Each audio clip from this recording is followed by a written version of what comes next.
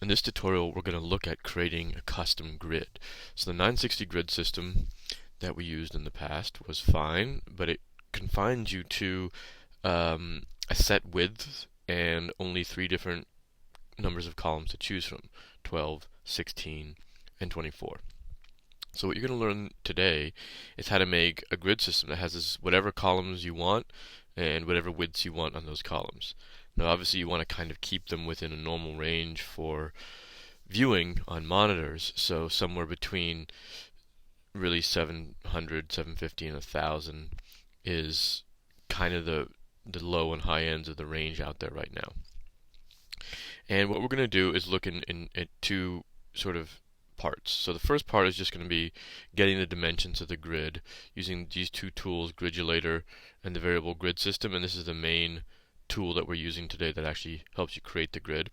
And then the second part, we're going to actually go and apply it hands-on to an HTML document and writing the CSS and looking at how to download and set it up and everything like that.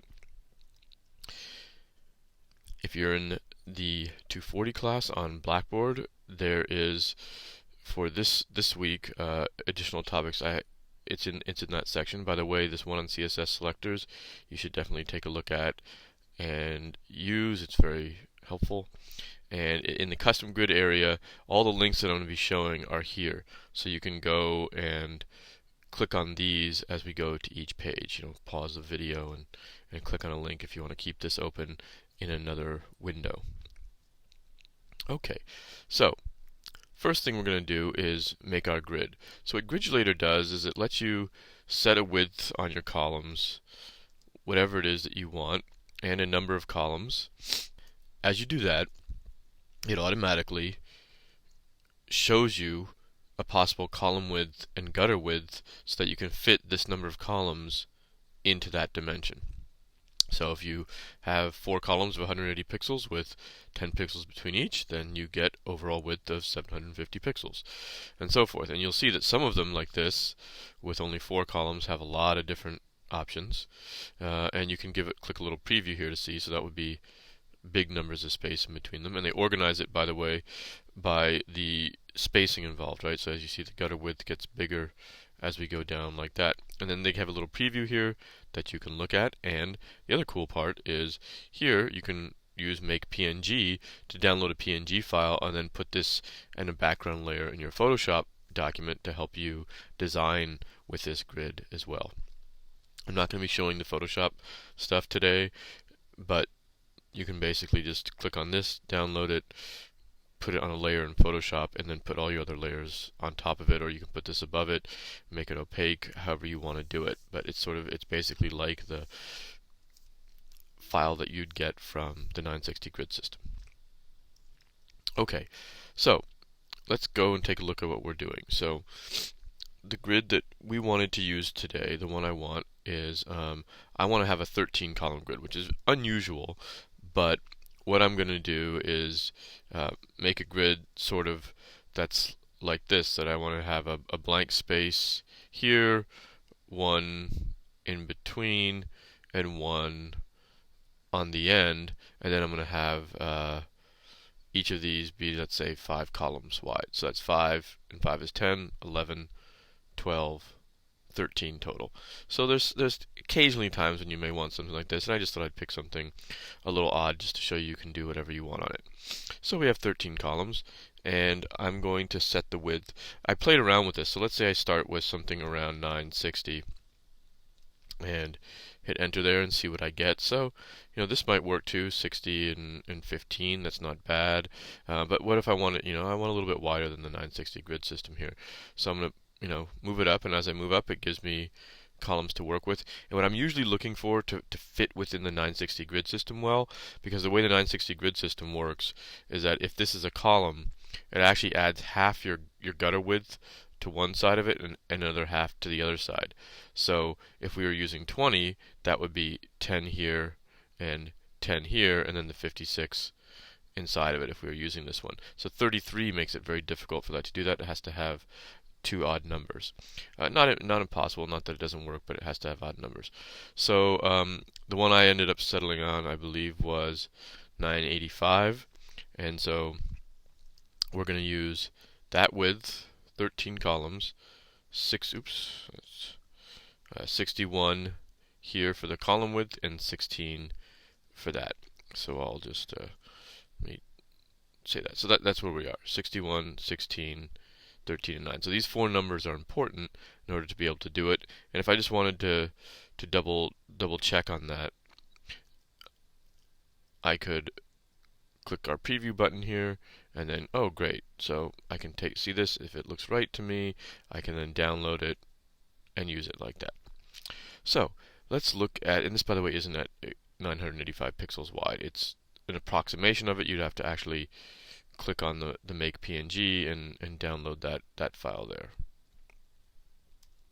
Okay, so now that we have those four numbers, we're going to go to our variable grid system and plop those in. So this link here, sprysoft.com/grids, lets you say, okay, what's the column width? So we go here and say, okay, that's 61, and we place that in there. Number of columns 13, gutter width 16, and this, if I'm going to change this around, it'll change as we go. Let me clear these things out. So if I decided to go to 14 columns or whatever, and it will change everything accordingly. Now in the default setup for this, you just change how many columns you want, how wide are they, how wide are the gutters, and it calculates the content width and the full width for you. Notice, because this is paying attention to the 960 grid system, it does have the two little margins on the side that are each half of the gutter width. Right, that's also how the 960 grid system works. So that's cool. If you want to just say, I know what the width I want, you can check this box, set the width, and it will recalculate the columns and the gutters for you. So we have a 985, and it would do that. Of course, we had 13 columns there and 16 like that. But actually, we really didn't have that. Our full width wasn't 985. It was 985 plus half on each. So I'm just going to go back again, and we've gone it and go through these numbers. So I'm not going to look at overall width. For now, to go to the variable grid system, I'm going to look at number of columns, column width, and gutter width. So number of column width was 61. Number of columns is 13. Gutter width is 16, and then we'll see here that 985 comes back out as the content width, and then the full width comes out as this. So now it also gives you sort of a full preview in this case of what it's like, and I can download my CSS file. So this is important. So I'm going to click to download this. What it actually does is it just shows a CSS file in the browser. So you can also right-click to download, or in this case, I'm now just going to hit save, and I'm going to go to my folder for it that I created. So here's my folder, and inside of here, let's create a new folder and call it CSS, and we'll save our grid inside of that. Alright, so now we have our grid CSS, which you use in the exact same way you'd use a 960. So one of the cool things is these are all the same classes that you are used to using, and everything else is the same, just the dimensions are different. Okay, so now that we have our grid, we want to be able to apply it to some HTML. So here we're going to be putting our HTML, so we have our CSS there with our grid, and now we want an HTML file. So what I'm going to do, just to save a little bit of time here, is I'm going to borrow one from the forms page on the website, and so I'm just going to do a save link as save this form HTML file into our custom grid thing here. So let's do that. Okay, and just going to save that right there. Alright, so I just downloaded that and saved it. So now we should see you have a CSS folder with that CSS in it, and there's a form HTML that has our form in that as well. Alright, I'm going to make this font a little bigger there so we can read it better in the video. Alright, this looks good. So there we go. Form HTML and so forth. Alright, now with the form, it linked to a generic one called style.css. So I'm going to change that and want to link to this grid.css file here. So we have to first reference our CSS folder, CSS slash, and then change the name, grid.css. Great. So there's my grid. And what I'm going to do now is, we haven't really applied the grid style, so let's just open this up. I have a new tab here. We're going to open up our file. There's the form HTML, so we can see what it looks like. Alright, so that's the form in its basic state. Not really styled or anything, just the form with the HTML. And what I wanted to do now is we're going to use this grid to take contact and put that in a section sort of here, and then the send email in a section on the side of it. So we'll have sort of contact here and send email over there. And again, I want one column, 5 columns, one column in the middle, another 5 columns, and one column there.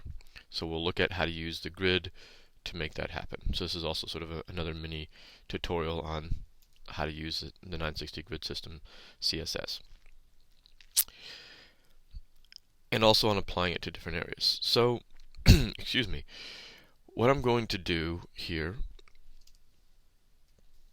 is look at where I want to apply the container. So one option that some of you chose, which is okay to use, is to do it by applying it to a separate div that you kind of put in and use. And what I'm going to do is actually apply it first to the form element. So the form is a block level element, so I want to apply this to the form. So I'm just going to put here class equals container 13, right? Because remember we had a 13 column container. So now let's go back to the web and look at that. Alright, so now that moved it into a 13 column container. On the form, I didn't have to put in an extra wrapper or anything like that. So I'm just going to do this one straight on the form. And now for my field set. So this contact, I wanted 1 to the left, and then 5, and then 1 in the middle, and then another 5, and then 1.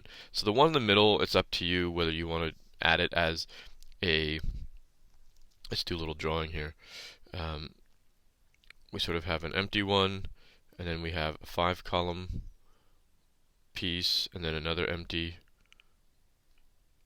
one, another 5 columns, and another empty one. So this is a bit up to you on how you do this. Most likely this empty one is going to be a prefix just added on to this 5 column one here. Then I could also add on a suffix to that one, or so that would be a suffix for this, or it could be a prefix for that one. Either way. And then this again would be a suffix for that. So I'm just going to do prefix and suffix for the first one, and then add a suffix to the second one to push that in a little bit. So here we go. Let's do that out.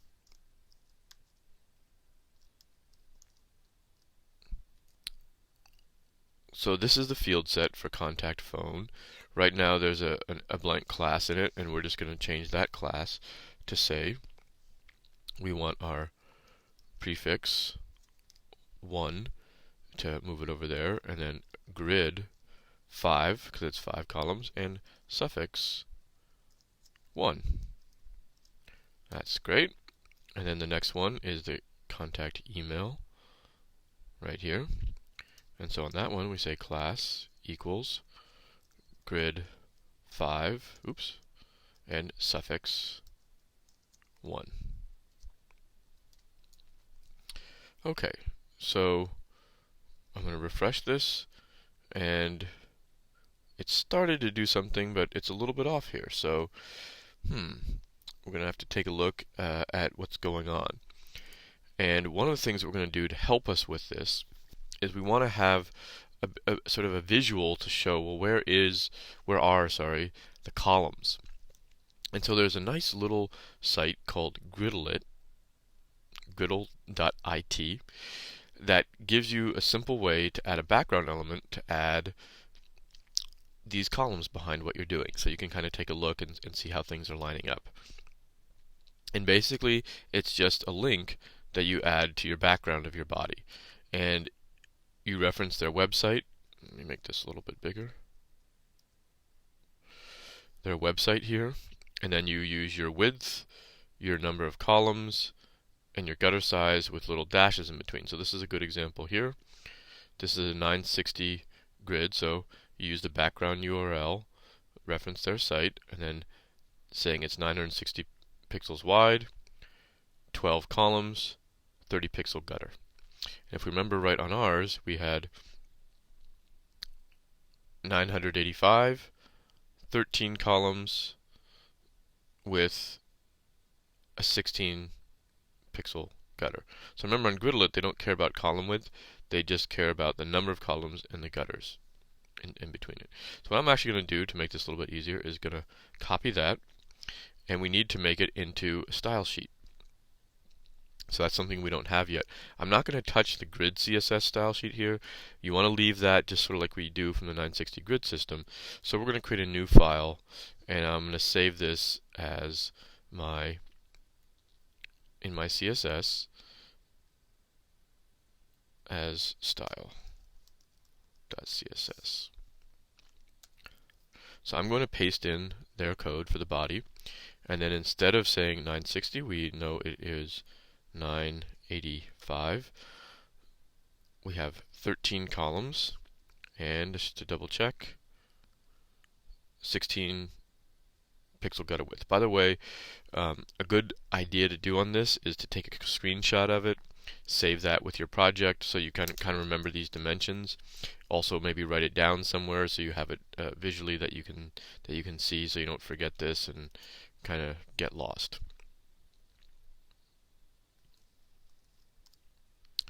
Alright, so I'm going to save that, and then the next part is we need to link this style.css to our form. Right? Because right now we just have this file here, but it's not linked to the form. So I'm just going to copy what we had here. And this is the other reason why it's good to organize things and put all your files in the same folder, because now I know where they all should be, and I can just change that to style. Alright, now let's look on our form and refresh that. Okay, so we're starting to actually get there. It looks like it's sort of close to being right, but we have a few issues here that we're going to need to work out to make this grid work, sorry. So one piece it looks like that's happening right now is that this one is going over more than 5. Right? It looks like 1, 2, 3, 4, 5, 6, 7 columns for the whole width, and this one is 1, 2, 3, 4, 5, plus some extra on the outside. So let's go back and take a look and see what we can do about that.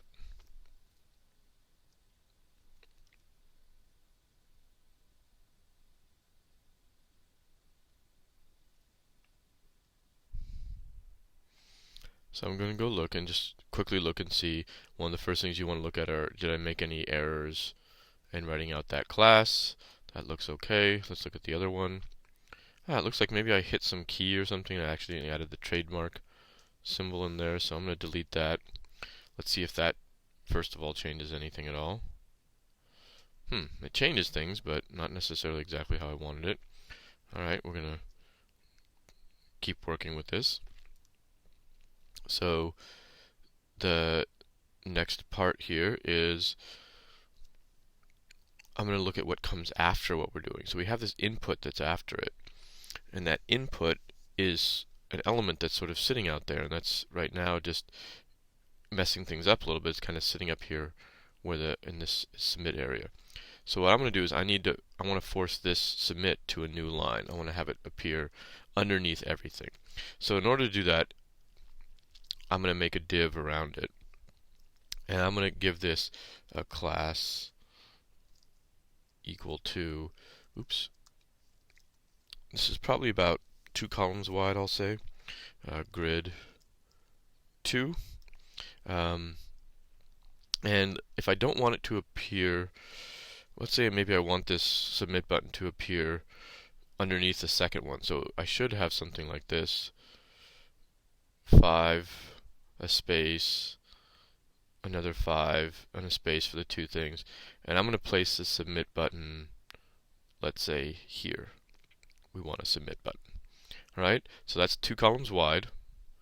And this is a good reason, by the way, to draw things out on paper, or have something, a tool like I have here to draw it out. And so let's count how many columns: 1, 2, 3, 4, 5, 6, 7 columns there. So I need a prefix of 7. It's 2 columns and 1, 2, 3, 4 columns after it.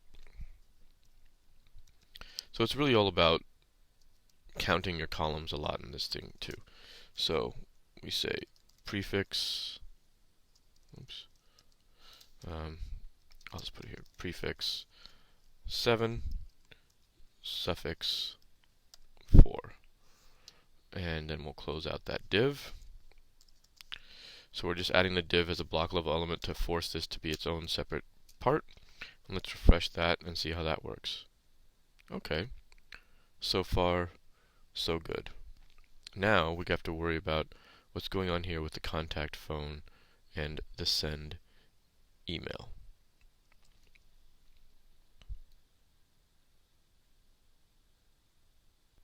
Now, if you look at the HTML, you're not going to find anything happening here. And what the issue is, and this is why I wanted to bring this up and have you look at it, because it's not always obvious what's going on, is that we're missing a vital piece of the 960 grid system, and that is the reset CSS. So the reason is there's nothing here now. We added the prefixes right and did everything, but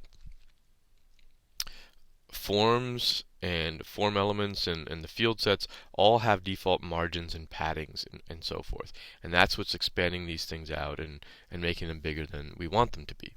So what we really want to do is be able to reset that CSS that we have. So what I'm going to do is I'm going to use the reset CSS from the 960 grid system. So one easy way to do it is to just go and find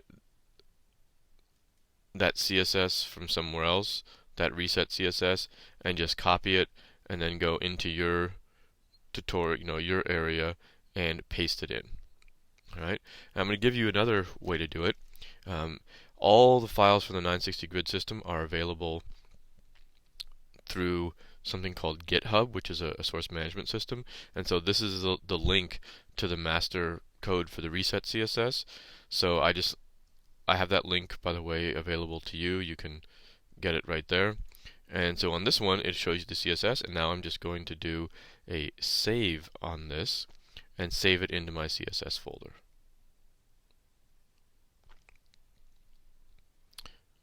Okay. And I'm going to look, and so now we see we have here that reset CSS in my CSS folder, and we just need to attach it to our form. So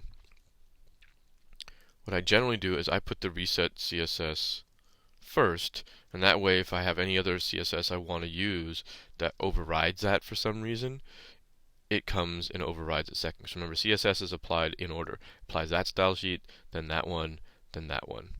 So we'll put the reset CSS first, reset, and then grid, and then style. Now let's go and take a look at how our form looks now.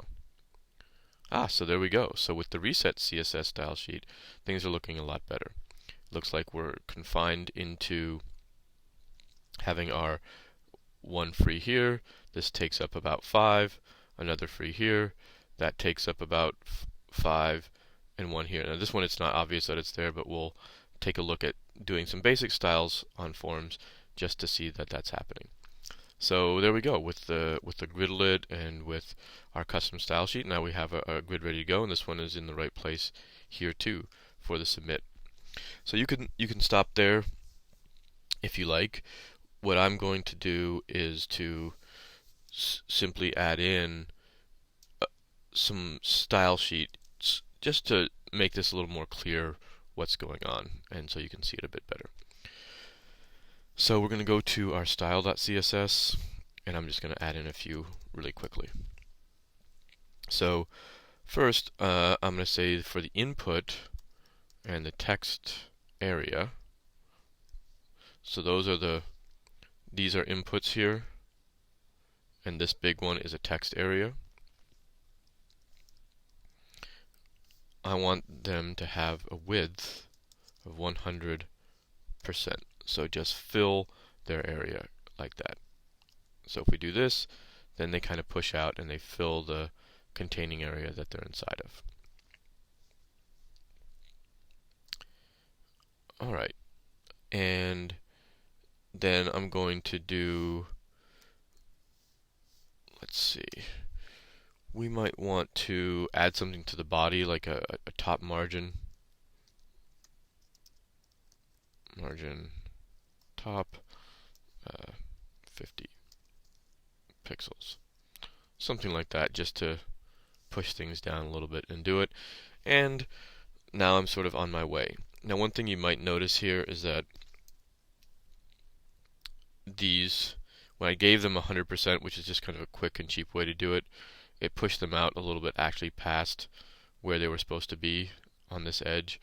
So if you want to keep them fully in line, instead of giving them, you know, a width like that, you could go in and instead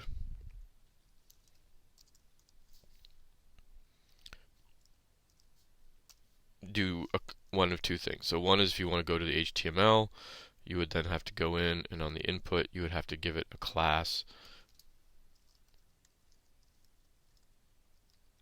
grid 5, but since I'm in a grid, I would also have to have alpha in it. Alright, so you see how that phone goes there, but it's kind of a little bit awkward and messes things up. So instead,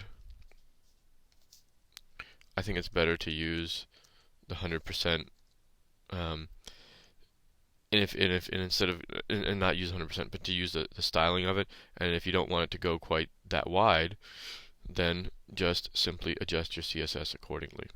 So you could use a smaller percentage, like you might say 90%, to do it out that way. Or you might do something else, like use the exact number of pixels. So this is 5 wide, and one of the actual nice things about this gridlet is that it shows you the widths at a certain place. So this is one, let's count here, 1, 2, 3, 4, 5, so that's 369 pixels wide. So you could also do something like that as well.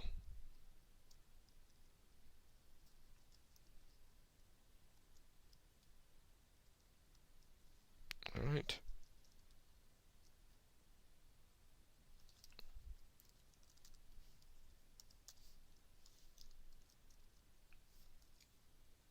Wait, actually, sorry, I forgot. Because of the nature of form elements, they are going to go a little bit over. They add some padding on the inside, I believe, to the element, so that there's some spacing around things. So I have to actually dial that back. It looks like about 10 pixels.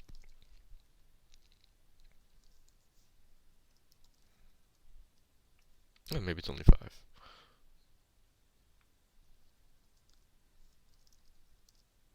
Yeah, 5 pixels. Okay, and then there we go. Now it's lining up a little more exactly. Now, depending on your design, that may or may not even actually matter. Those 5 pixels may not be noticeable as long as they're all even. It may work perfectly fine for you.